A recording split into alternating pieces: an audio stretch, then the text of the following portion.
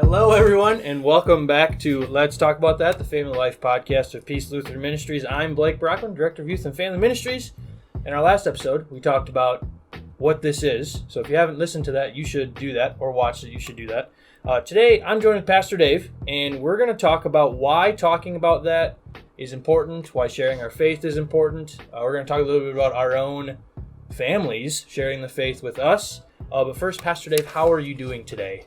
I am doing great, Blake, and thanks for inviting me back again on the podcast. This is a great subject. We're going to talk about helping faith grow in the family and in our homes, and I think there's some things we can kind of learn together and talk about together. So yes, this will be enlightening for me because I'll get to learn about your upbringing, and you'll get to learn a little bit about mine too. Because when I was really young, you weren't here yet. You came to Peace when I was in 6th or 7th grade. Becca was an 8th grader, so it must have been 6th grade. So yes. So yeah. You were in 6th grade. Yes. I remember exactly. Shaggy hair and... Anyways, so yeah, the first question that we're going to kind of discuss is, why is it important that we share our faith? We kind of talked about that in episode 1, but I think that's, as we talk about sharing the faith, that it's a good place to start, is why, in your opinion, as the pastor of Peace Lutheran, is it important to share our faith? Yeah, and I think some of those things that we covered in the first session would be, this is something God has given to our families, to parents in particular, as a responsibility. We've been entrusted by God with that opportunity and responsibility to really share the most important thing of all things, and parents have different things I think they share with their kids. They can share some of their hobbies and some of their knowledge about different things. I know you and I met a young man not too long ago who knew everything about almost every sport and every sports team and every player in every sport, yes. Yep. Which is a great thing. So you can impart that kind of knowledge to our children. We can teach them about hunting, fishing, those kind of things, or whatever it might be, music, dance, etc. But this subject of sharing the faith in our family, of imparting the faith to our children, is at the top of the list when it comes to God's priorities. So first of all, it's something God has really given as a responsibility to parents. But also, it's a joyful thing because, if there's something that really, I think, brings a parent, speaking from my own experience, joy, is to see that their kids actually live out the faith. I mean, not just know the answers, be able to pass tests in confirmation or memorize Bible verses and things like that, but actually to believe it, believe in Jesus and live that out in the way that they talk to their friends, in the way that they might interact with other people. And that's been kind of a cool thing for me as a parent, is to see my kids grow up in the faith and then really kind of share it or live it out themselves. And whatever I can do to help that happen as a parent, especially when my kids are young and really formative in their younger years, pays off dividends down the road when they're older. At least that's my experience. No, right. And that's what, we went over a lot of research last time, and that's kind of what it's showing, is kids are going to value what their parents value. And we all value different things like sports, whatever, different opportunities. And I think a quote that's been said that I've heard is nothing is not spiritual. Everything is part of God's creation. And so being able to share our faith can also tie into those things that we do, and then they get to live it out. I like that. Kids aren't the reason it's important in a law sense again is if we don't, they won't. Mm-hmm. I think sometimes parents forget too that they still are the most influential person in their child's life, whether they recognize that, or sometimes you might not get, especially as your kids get a little bit older, let's say 5th, 6th, 7th, 8th grade, they don't always have the warm fuzzy towards the parents, but the parents are still the most influential relationship of their life. And so kids are always watching, and kids pay attention to what the parents are doing and what the parents prioritize. So that, I think, is also kind of a key thing. Yeah. I have one. We shared Bible verses in the last episode. I have one different one. Have you heard of the story of Eutychus in Acts? Sure. Yeah. So Eutychus is a young boy whose parents bring him to Paul, and they're in this upper room, and Eutychus falls asleep in the window and dies. Falls out of the window. Which sounds super grim. Paul does raise him back to life. Every pastor's nightmare is the story of Eutychus. You're preaching too boringly, and then right. falls out. And I remember taking a youth ministry class in college, and we went over that story for like the first 3 classes and talked about how kind of that, like, it's not just on us. Like, it's not necessarily Paul's fault that he fell asleep. No one was watching Eutychus in the window. And so, again, trying to prevent that with our kids, falling into different sins and different ways of the world that maybe aren't, they might seem nice and they might feel good in the moment, but down the road can really, bite you in the butt, I guess, and become not good things. Yeah, so the next question is, why are we, as Peace, placing this task on parents? Aren't parents busy enough? Isn't it our job as the church to share the faith with the next generation? How would you answer that?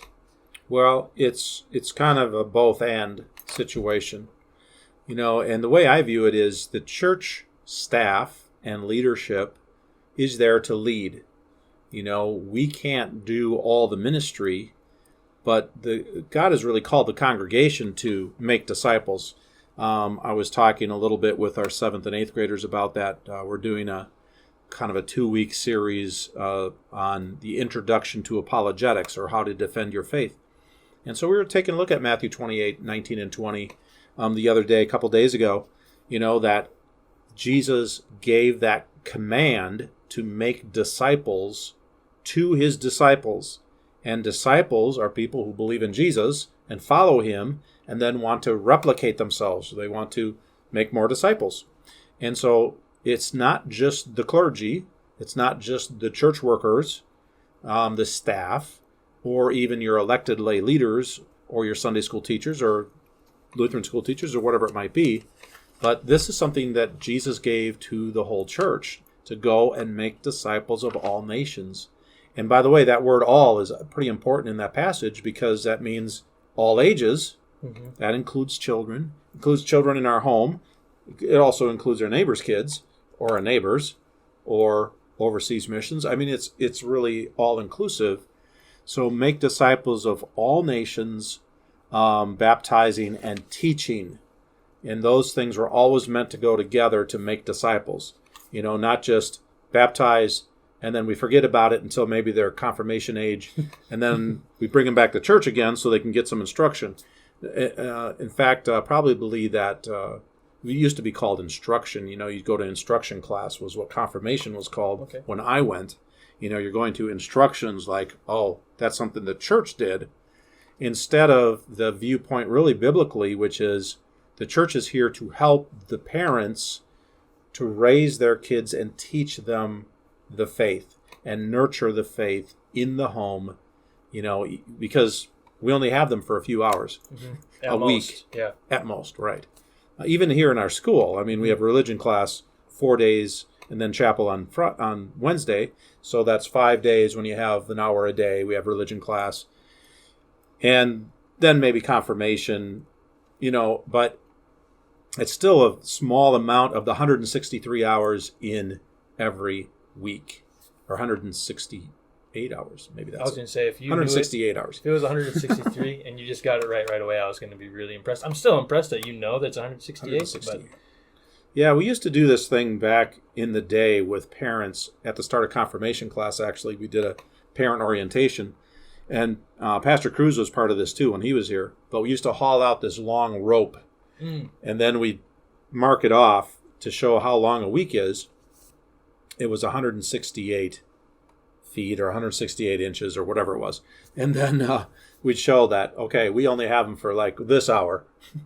of confirmation instruction. You guys have them for the 167, or they're at school. So there's all these influences coming on our kids, and so that time they have with you as parents is so critical. Was kind of the point we're trying to make, because we only have them for a short time. Right. Yeah, I that is something that I have written down, is we only have them for a little bit. And if we're only relying on us, they're not going to learn or grow nearly as much as they may. Like, we're not necessarily saying that you have to sit down and read the catechism with your kids necessarily, but like asking them what they learned, or doing things like that, so that it shows them, hey, this is actually important to you. You want to know what I just learned in confirmation? I might not remember, but we can, like having those kind of conversations is better than having no conversations at all. We do know that parents are busy. You were a parent once. You still are a parent. But you never stop being a parent once you start being a parent. Yep. There's all kinds of... I think that's even gotten worse. Mm-hmm. In a sense, the busyness. I see it all the time in parents that are part of our church, or parents I talk to as part of the school or childcare and things. People tend to be running a lot from one thing to the next, and a lot more so maybe than when I was a child and there weren't as many options of what to do and what not to do with your time. Kids have lots of opportunities to be a part of a lot of things, in that sense it's good, but you can overdo it. Right. You can get too tied up in all that stuff that's out there to do, and then maybe not spend time with the things of God. Yeah, the things that matter. The faith. The heavenly things. Yeah. A study showed, I was reading a book yesterday, actually. I got a new book from a place called Barna, and I read an older book from them that it was 2017, so 2018, 2017, the study showed that families that are generally more active are more likely to be active in their faith as well. But I think that's where, like, again, it's a tightrope to walk because you certainly want to be busy, keep your kids active, but then, as you said, sometimes it can go a little too far, where even good things that we enjoy get in the way of following Jesus. That's something that I actually just talked with our 7th grade confirmation students about. That story or that passage about Jesus and Mary and Martha, where Martha's cooking and cleaning and doing all this stuff, and Jesus is like, hey, that's not the worst, but your sister, who you're mad at, is spending time with me because she understands I'm not going to be here forever. And I think that's something that, I think that's a good reminder for us every day. Is like, hey, we won't be here forever. Jesus is always with us now, not necessarily in the flesh, but he's always with us. And we only have so much time on this earth to impart the faith, to grow in our own faith, do those things. So, right. Yeah. So now we get to the meaty question, in my opinion. The fun question is, how did your parents, Pastor Dave, pass the faith on to you growing up? Yeah, well, I was blessed to be in a family where my parents were active Christians, and it was really just part of our life, in a sense. My dad played the organ, and he was the primary organist at our church, pretty much the only one. And so we would always sit up in the balcony in our church, and he would play the organ. So we were there every Sunday. There was one service, and my mother taught Sunday school, and I believe she was the first woman on the church council of my home congregation, like when women were allowed to be on the church elected, governing board.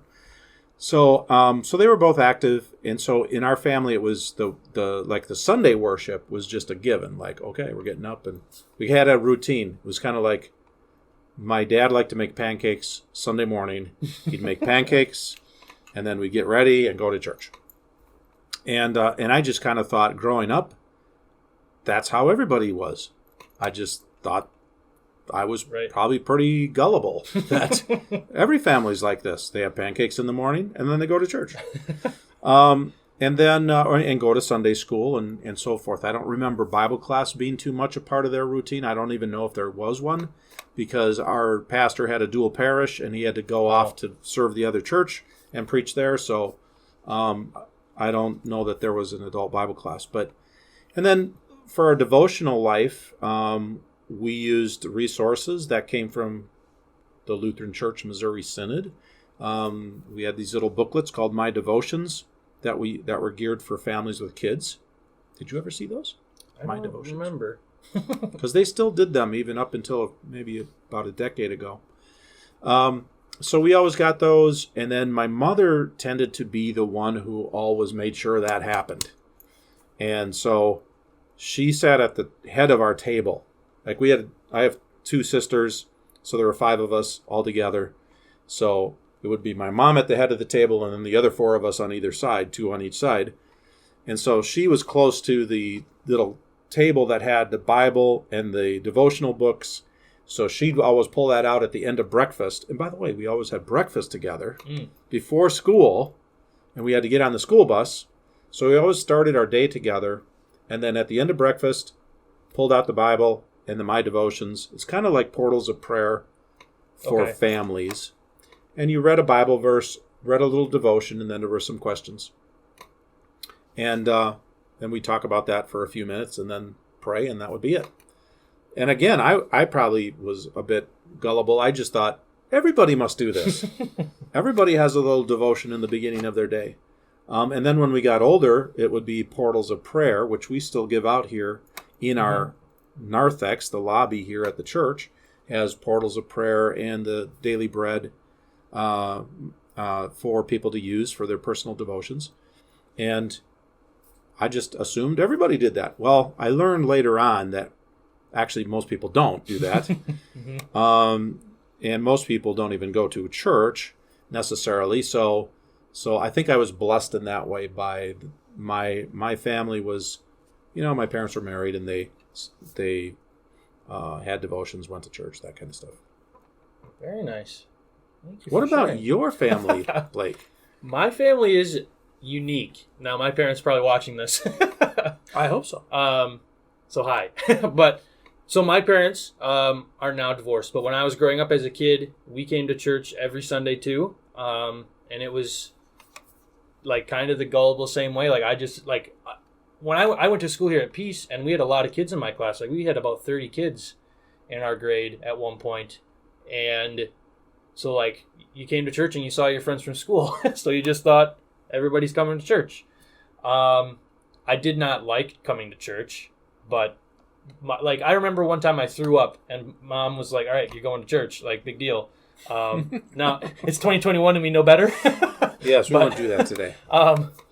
But that was my experience. Like I have an older brother and sister, so my dad would sit at the end of the pew, my mom, my sister, my brother, and I got to sit on the end, and I squirreled around, whatever, didn't really pay attention, but we were there.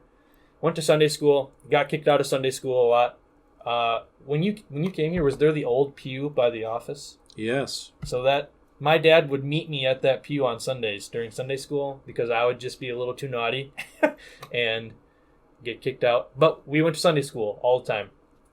Things changed a little bit when my parents got divorced. But like growing up, we didn't really pray a lot other than Thanksgiving as a family or read the Bible together, have devotions. But church always was important. Like my siblings and I would walk ourselves to church in middle school sometimes during confirmation, even though, like you could attest, I was not a very good confirmation student. Did not take it very seriously. Yeah, we won't get into those details. But I probably still have your grades from confirmation in a file somewhere. Yikes. But like going to confirmation was important. My mom always made that was back when the middle school students, which I was at the time, would walk over. She made sure that we were there. We didn't dare skip confirmation, but I didn't take it seriously, but I was there. Still came to church, and then my stepdad, my older brother, and I ushered in high school, and I ushered with your sons, John and Josh, and our friend Matt, junior and senior year of high school. So my parents were definitely involved at different phases of their life in my faith. Like, my parents made meals for youth group. My mom and my stepdad made meals when we were in senior high youth group. But it was different from your experience. Like, we didn't have devotions in the morning. We didn't pray other than maybe Thanksgiving, at meals or anything like that. And that maybe is more standard. But even that might be very different from, the people watching or listening to their experience growing up or their experience right now. And so I guess the reason that I think that I wanted to put that question in there is to remind you again, like, everyone's starting in a different place and every family is different, and how you engage might be different than how we engage. I don't have kids yet, but I have thoughts in my mind of how I'd like to engage with them, and it might be different from how other people engage with their parents. Growing up, just a follow-up question. Growing up, did you have faith conversations with your parents? Like, were you able to talk with them pretty openly about questions you had or different situations? Yeah, I don't know that we did those kind of conversations very often. My parents were a little bit older. They got married when they were in their 30s, and by the time I was born, my mom was 40, and my dad was in his mid-30s. And I think back in those days, I don't know that we had some of those kind of conversations about God. It was kind of more just assumed. Sure. Like, my grandfather was a pastor. I have 4 uncles that were pastors. So we were pretty... Okay. Yeah, we're a pretty religious family in that sense. Yeah. And I don't know that it was just kind of assumed that we are Christian and we're going to act Christian and we're going to, live a Christian life. But I don't know that we got into any kind of deep conversations. I think there was a little bit of a age gap there, generation gap to some degree with by the time I was a teenager and my parents' age. So we didn't have like real heart-to-heart conversations at times. Sure. I think it was a little different as we were raising our own children, and we tried to incorporate some things in our devotional life as we were raising our kids that would prompt some conversation. Like, one thing that we did for devotions in the morning was, it's pretty easy to pull out like a Portals of Prayer, My Devotions, or find an age-appropriate devotion. You can start out when kids are really little, and use, there was a book called Little Visits with God, and almost finger plays and do some active things. So we did that with our kids. But as they got older, we would do prayer requests and have a little prayer journal. And sometimes for the morning devotion, all we would do is say, all right, what should we pray about today? Let's just go around the circle and let's list some things that we should be praying about, which was a way for us to, as parents, to kind of see what are our kids thinking about? What are they worried about? What's on their mind? And then we'd write those prayer requests down. And then it was kind of fun, maybe a year later, or 6 months later, we'd go back and read those prayers and say, well, how did God answer them? And to see that there were answers. It wasn't always what we were praying for exactly. God didn't necessarily answer the way we wanted, but it was a way to check in and say, okay, we prayed. Well, then what? What was God's answer to those prayers? And you start kind of deeper conversations that way a little bit. Yeah. On faith, and we try to do more active devotions with our kids, especially when they were very active in the elementary age, probably. And there's lots of devotional resources. By the way, if you are interested in any of those, contact Blake or me. Yep. Blake's been putting some of those in the e-newses over the course of the last couple of years. But try to get the kids active in thinking about their faith, rather than just listen to a devotion, right, say a prayer, go. Right. So there's lots of different ways to do it, but just to start with something, even if it's just reading a Bible verse. Sometimes we'd try to read a short book of the Bible and just take a couple verses at a time, and okay, we're just going to read this and talk about it. So lots of different ways to do that, I think. Oh yeah, that's good. That's good for people to hear, I think. Like doing the prayer journal, you're not necessarily reading a Bible verse, you're just praying. And that is a devotion. That is time spent with God, yeah. The only thing that I remember of like a conversation faith-wise with my parents was on confirmation day. My dad pulled me aside, opened all the gifts, all the cards from aunts, whatever, and my dad said, "Grab all the money you just got." And we sat in the living room, and he taught me how to tithe. And he was like I remember him looking me in the eyes, which was usually meant I was in trouble. And I was just like, "What is happening?" He was like, "You do this because God has done so much for you." And it was like, I don't know, that's very important for me, like as someone who now tithes and did in college to the best of his ability, like I don't know, that still resonates with me. We didn't have a lot necessarily otherwise either. I asked my parents questions about things because grew up as the youngest for a long time, so I ask a lot of questions anyways, a lot of why questions. But yeah, I just remember that a lot. And again, we didn't have a lot of devotion time either, but that's okay. It turned out pretty well for me currently, I guess. Yeah. It's interesting. Really a big reason I became a pastor was something my father said to me. Because my dad was kind of quiet, He was kind of one of those people that he didn't say a lot. My mother was more of the talker, and did most of the communicating. But when he did speak, you better listen because it was going to be pretty important. And so it actually was, I was in college, and I was thinking about my career path, and I had changed my major in college. I was going to UW Platteville, and I was actually criminal justice. I had changed my major a couple times. I was a radio and TV broadcast engineering major. Then I was a criminal justice major. And I came home and I said to my father, I said, "I think God wants me to be a lawyer." And he looked at me and he just said, "There are a lot of lawyers in this world. You should think about becoming a pastor." And I think I really didn't want to think about that because I was more of a quiet type person. And so for me, standing in front of a group of people speaking was not like my favorite thing to do.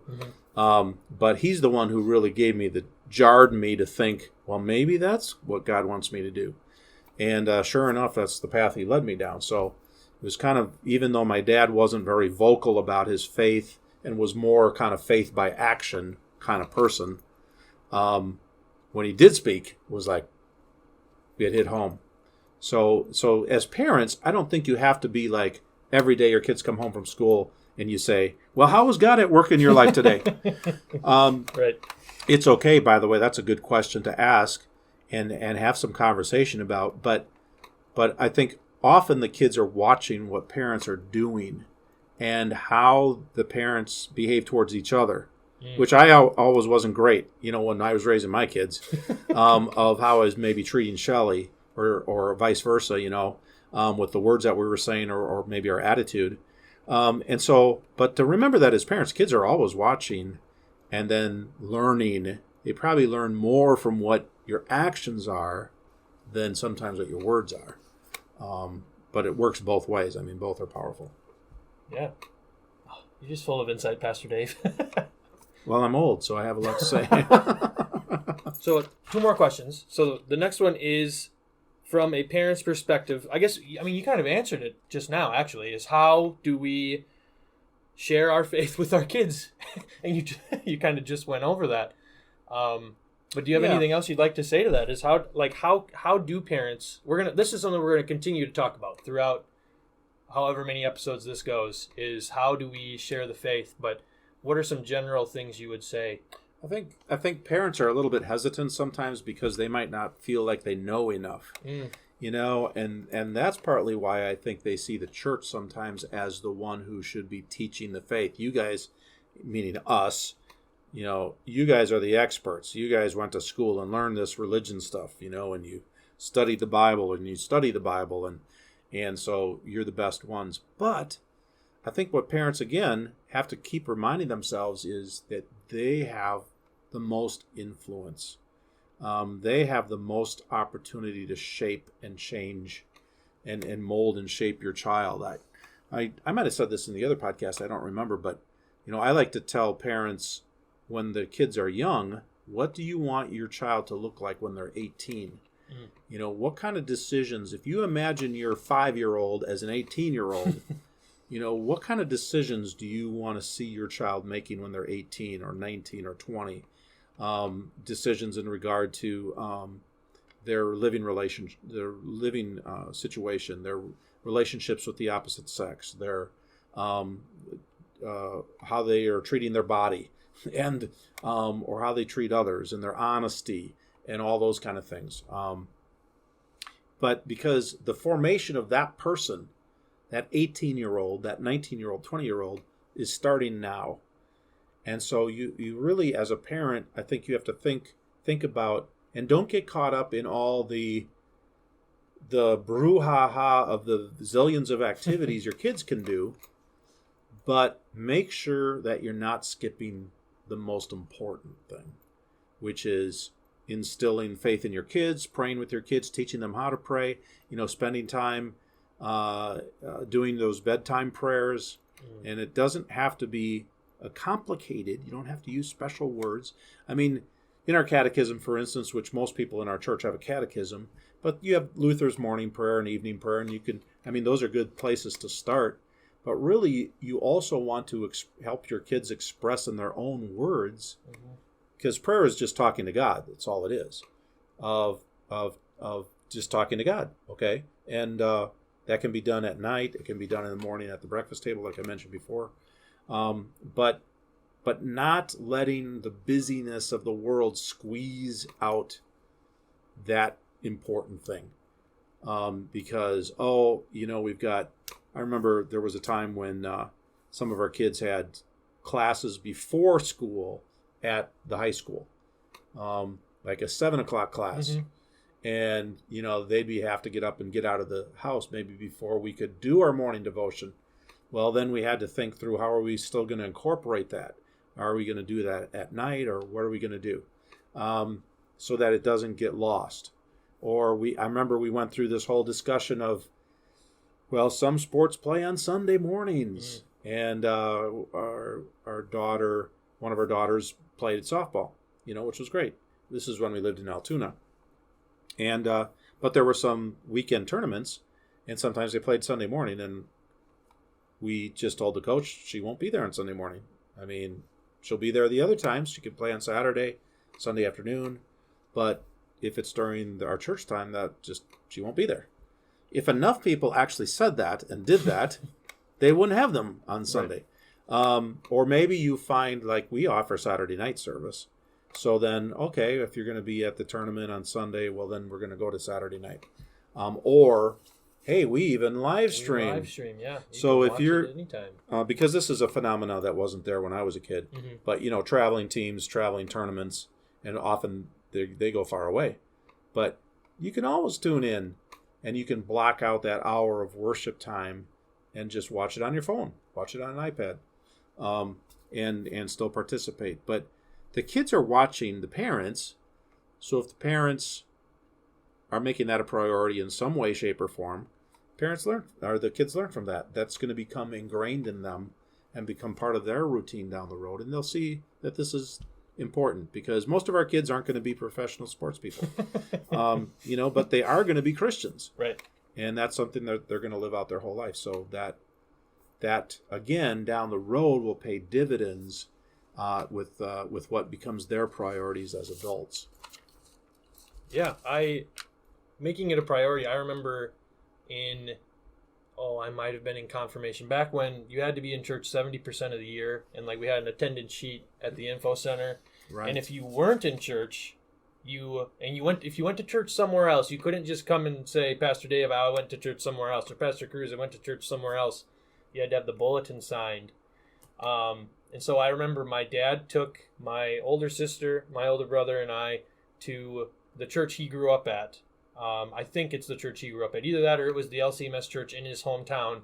And a classmate of his from high school was the pastor. And there were 5 people in church. The pastor, the 4 of us, and the organist.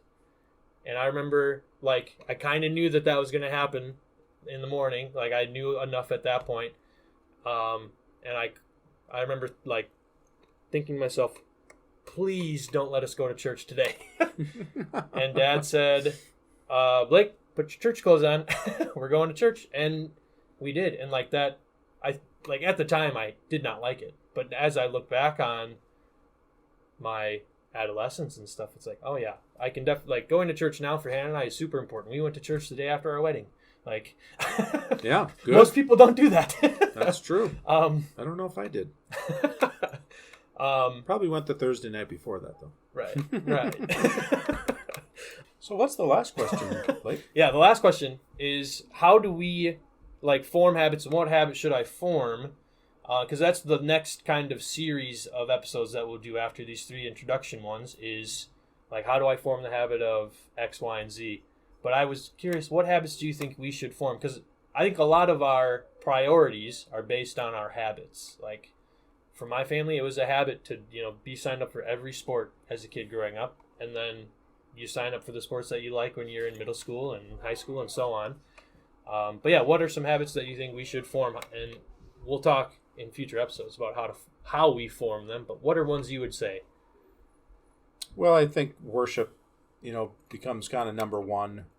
And that habit, which God already establishes in the 10 Commandments, remember the Sabbath day, 3rd commandment, is all about kind of establishing that pattern that God really established when he created the world. In 6 days, rested on the 7th. But that day was also to be a time not just of rest from work, but also for worship. But trying to figure that out as a family, and wrestling with what does that mean for us. So the worship life, and then I think also your personal devotional life for you as an individual Christian. It's hard to be a strong leader, Christian leader in your family if you yourself aren't growing in your faith. So kind of working on your own personal, but then you have your family devotional life, prayer life, and there's lots of, again, different ways to do that and different resources. And I think also, how do we build community as Christians in families? And so I think that's part of it too. We have resources here, for instance, with our family MAT, Family Ministry Action Team, that a lot of churches don't have, and I encourage families to take advantage of that. My family I don't think had anything really like that as far as activities. We had a youth group when I was growing up in high school, but as far as like family activities outside of just going to church, there wasn't much. Yeah. So how do we build community and relationships with other Christians, other Christian families, Christian service? How do we serve as a family? One neat thing that our family has done, we've done some mission work together now that our kids are older. We haven't quite got it all together, so we're doing it at the same time.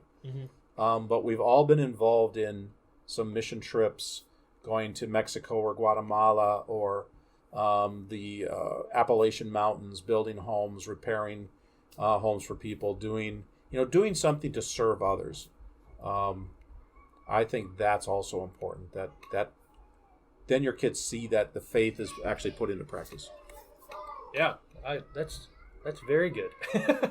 I have 2 encouragements about forming habits: is to remember, and we said this at the beginning, but like, everyone's starting somewhere, and like any type of progress is still progress, is still going the right direction, whether it's baby steps or huge ginormous steps. But then also to remember that, like, this is something that I had someone tell me this summer, is like, once a month is better than 0 times a month, or once a week is better than 0 times a week. And I think that's huge, because again, that's probably where a lot of us are starting with the pandemic, especially maybe changing our worship life, our personal life a little bit. Is when you get back into the habit of things, sometimes you have to just start slow, and once a month is better than never. And once a week is better than 0 times a week. Yeah. I agree with that too. It's hard to make a complete about face and change everything. It's hard to change everything, but yeah, to pick out one or two things you want to work on in the faith development of the family. It could be something like praying before a meal. Like, we're going to make it a point that we're going to say a prayer, and even if it's the Come Lord Jesus prayer, but a prayer prior to the meal, because it draws our attention away from ourselves and it puts our attention on God. And just to pick one thing, just to start with, or to try to build from. Yeah. Very nice. Pastor Dave, thank you so much. There are discussion questions for the people watching and listening on our website, peaceantigo.org. You can type in peaceantigo.org/family to find those discussion questions a little easier. There's discussion questions for you and your spouse or other adults, but there are also, I'm calling them starter questions for how to talk about things with your kids. So, for instance, after coming to church, can you tell me what the children's message was about? Or what did you learn at VBS, or etc.? Different questions like that.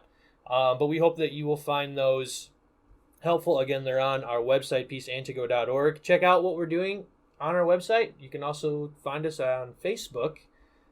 You can type @Peace Antigo in the search bar on Facebook, and you can find us there. We live stream our Sunday morning services, 8 and 10:30 every week. So, maybe you're not comfortable joining us in person right now. We'd love to have you join us online as well. But God's blessings to you, and we'll talk to you next time. All right. See you later. Bye-bye.